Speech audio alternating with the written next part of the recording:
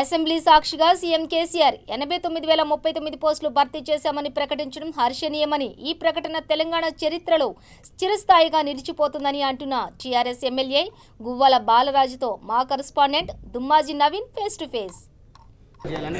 తెలంగాణలో నిరుద్యోగులకు సీఎం కేసీఆర్ తీపి కబురు అందించారు. ఈరోజు అసెంబ్లీలో ఆయన ప్రకటన చేస్తూ 80,039 పోస్టులను భర్తీ చేయనున్నట్టు ప్రకటించారు. ఇప్పటికే తెలంగాణ వ్యాప్తంగా టీఆర్ఎస్ శ్రేణులు సంబరాలు చేసుకుంటున్నారు. దీనిపై మనతో మాట్లాడడానికి ప్రభుత్వం గువ్వల బాలరాజు గారు ఉన్నారు. వారితో మాట్లాడి మరిన్ని విషయాలు తెలుసు. గువ్వల బాలరాజు, ఎలా చూస్తారు ఈ నోటిఫికేషన్? మీరు మీడియా, సోషల్ మీడియా అంతానేమో సంబరాలు చేసుకుంటున్నారు రాష్ట్ర వ్యాప్తంగానే అంటున్నారు, కానీ అక్కడక్కడ ప్రతిపక్షాలు మాత్రం వాళ్ళు రాజకీయ ఉనికిని కోల్పోతున్నామని చెప్పేసి ఇంకో కొత్త వాదన మొదలు పెడతా ఉన్నారు.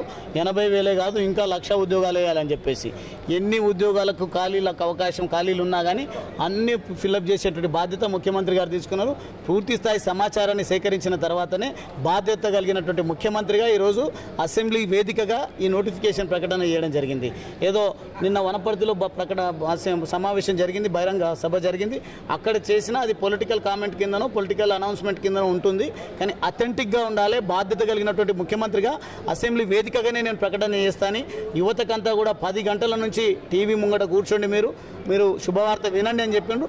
వారు ఊహించని విధంగా భారీ నోటిఫికేషన్ ముఖ్యమంత్రి గారు ఇవ్వడము, మరి ముఖ్యంగా కాంట్రాక్ట్ బేసిస్లో పనిచేస్తున్నటువంటి 12,000 ఉద్యోగులకు కూడా రెగ్యులరైజ్ చేసి ఈరోజు వారి పక్షాన వారికి ముఖ్యమంత్రి గారు దైవంగా నిలబడ్డటువంటి ఈ సందర్భంలో ఈ ప్రకటన చేసిన ముఖ్యమంత్రి గారికి, రాష్ట్ర ప్రభుత్వానికి నేను ధన్యవాదాలు తెలియజేస్తా ఉన్నా. రాష్ట్ర వ్యాప్తంగా ఉన్నటువంటి యువతకు శుభాకాంక్షలు తెలియజేస్తూ, యువత దయచేసి ప్రతిపక్షాలు పెట్టేటువంటి గగ్గోలుకు గందరగోళానికి గురి కాకుండా మీకు వచ్చినటువంటి అవకాశాన్ని వినియోగించుకోండి. ముఖ్యమంత్రి గారు కలలు కన్నా నీళ్లు, నిధులు, నియామకాలు అనే పూర్తి స్థాయి బాధ్యతలు ఏవైతే ముఖ్యమంత్రి గారు తీసుకోవడం జరిగిందో ఉద్యమ సందర్భంలో, అదే బాధ్యతలు నెరవేరుస్తున్నటువంటి ఈ తరుణంలో ముఖ్యమంత్రి గారికి సహకరించండి, మీ తల్లిదండ్రులకు సహకరించండి, మీ జీవితాలను పూర్తిగా తీర్చిదిద్దుకోండి అని మాత్రం యువతకు నేను సూచన చేస్తాను. ప్రతిపక్ష పార్టీలు అంటున్నాయి, బీజేపీ పార్టీ కావచ్చు, ఏదైతే మేము మిలియన్ మార్చ్ పిలుపునిచ్చామో దానికి భయపడే కేసీఆర్ ఈ ప్రకటన చేశారు.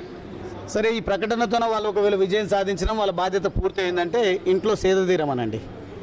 వాళ్ళు చేసినటువంటి పోరాటానికి ఈ నోటిఫికేషన్ వచ్చిందంటే అదే తృప్తితో దాన్నే నెమరు వేసుకుంటూ జీవితాన్ని వెల్లదీయమని చెప్పండి, గడపమని చెప్పండి. కానీ ఈరోజు యువతకు కావాల్సినటువంటి నోటిఫికేషన్ ఇవ్వడమే కాదు, నా అటువంటి యువ శాసనసభ్యులు మేమందరం కూడా టీఆర్ఎస్ పార్టీకి సంబంధించినటువంటి వాళ్ళు ఎక్కడికక్కడ నోటిఫికేషన్ వచ్చిన ప్రతి సందర్భంలో కూడా ట్రైనింగ్ క్లాసెస్ పెట్టడం, కోచింగ్లు ఇవ్వడం, మెటీరియల్ ఇవ్వడం, భోజనం పెట్టడం, వాళ్ళకి కావాల్సినటువంటి సంసిద్ధతను ప్రిపరేషన్ను చేసే విధంగా మేము వాళ్ళ పట్ల బాధ్యతాయుతంగా ఉన్నాం కాబట్టి ఆ పనిలో మేముంటాం.